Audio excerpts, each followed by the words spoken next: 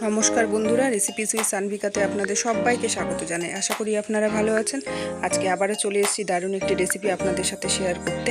তো এই রেসিপিটি মাটন, চিকেন, পনির সমস্ত কিছুর সাথে খুব দারুণ লাগে খেতে, আর করাও খুবই সহজ। ঘরোয়া উপকরণ দিয়েই কিন্তু আজকে আমি এই রেসিপিটি তৈরি করেছি। তো আজকে আমি লাচ্ছা পরোটা তৈরি করে দেখাবো। আর এই লাচ্ছা পরোটাটা আমি ময়দা দিয়ে তৈরি করিনি, আমি আটা দিয়ে তৈরি করেছি। ময়দা দিয়ে তো আমরা জানি লাচ্ছা পরোটা কেমন হয়, কিন্তু আটা দিয়ে খুবই সহজে কিন্তু দারুণ টেস্টি লাচ্ছা পরোটা করা যায়। এটা আজকে করে দেখাবো। তার জন্য আমি এখানে আটা নিয়ে নিয়েছি। আটার মধ্যে আমি হাফ চামচ নুন, হাফ চামচ জোয়ান এখানে আমি দিয়ে ভালো করে আটাটাকে মেখে নিয়ে তারপরে অল্প অল্প জল দিয়ে আটাটাকে মাখতে হবে। একবারে বেশি জল দেওয়া যাবে না, তো আটাটা মাখাটা নরম হয়ে যাবে। আর এখানে আমি রুটি করার জন্য যেমন ডোটা তৈরি হয় তেমন ডোটা আমাকে এখানে তৈরি করে নিতে হবে। আর খুব ভালো করে এটাকে টেনে টেনে টেনে মানে খুব ভালো করে ডোলে মোলে এটাকে মাখতে হবে আটাটা, যাতে খুব সফট হয়ে যায়। মেখে নিয়ে তারপরে হাফ চামচ তেল দিয়ে এটাকে মেখে নিয়ে ডোটাকে আমি একটা ভিজা কাপড় দিয়ে ঢেকে রেখেছিলাম। এটাকে যত বেশি রেস্টে রাখা যাবে ততই লাচ্ছা পরোটাটা নরম হবে। তো আমি এখানে 1 ঘন্টা মতো রেস্টে রেখেছিলাম। তারপরে আমি এটা লেচি কেটে নিয়ে এবার লাচ্ছা পরোটাটা আমি তৈরি করব। লেচি কেটে নিয়েছি, এখানে আটা মাখিয়ে এটাকে বেলে নিচ্ছি আমি রুটির মতো করে বেলে নিয়ে তারপরে আমি এর উপরে দিব ঘি।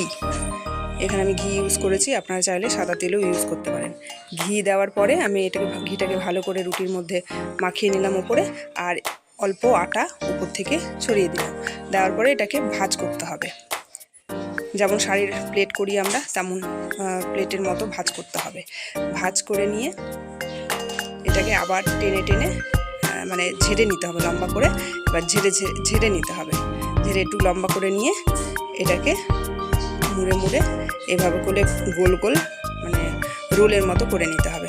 করার পরে যে পোর্শনটা নিচে আছে ওটা নিচেই থাকবে, আর উপরেরটা উপরেই থাকবে। যখন ভাজবো এইভাবে করেই তাওয়াতে দিতে হবে। এই যে আমার হয়ে গেছে, এবার আমি তাওয়াতে দিয়ে দিলাম। এবার এটাকে ভেজে নিতে হবে। প্রথমে তেল ছাড়াই আমি এটাকে রুটির মতো করে একটু ভেজে নিচ্ছি, তারপরে আমি এটাতে তেল দিচ্ছি।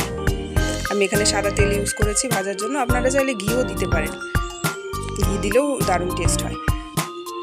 দেখুন কি সুন্দর লেয়ারগুলো খুলে খুলে গেছে।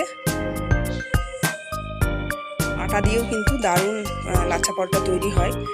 এটা একবার হলেও আপনারা বাড়িতে অবশ্যই ট্রাই করবেন, দারুণ লাগে খেতে। আর আমার রেসিপিটি যদি আপনাদের ভালো লেগে থাকে অবশ্যই আমাকে একটা লাইক দেবেন, এবং আমার সঙ্গে থাকার জন্য ধন্যবাদ।